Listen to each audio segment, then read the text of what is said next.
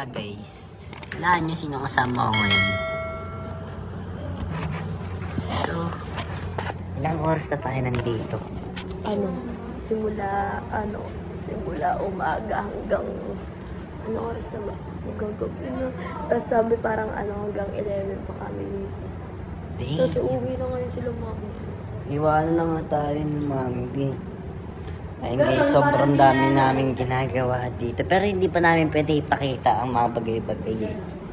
Pagka makikita nyo na lang sa mga post ni Sir. Pero, yun, sobrang tagal.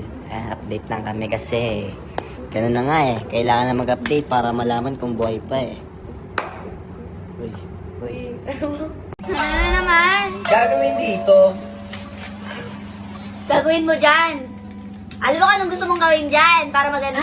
Ibenta mo para may pera tayo, ibenta mo yan.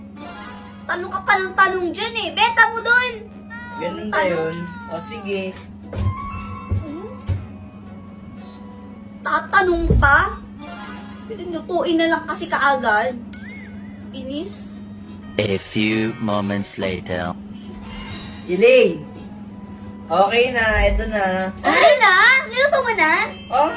Anong naluto? Sabi mo yung benta ko, kaya binenta ko. Binenta mo? Binibenta ko.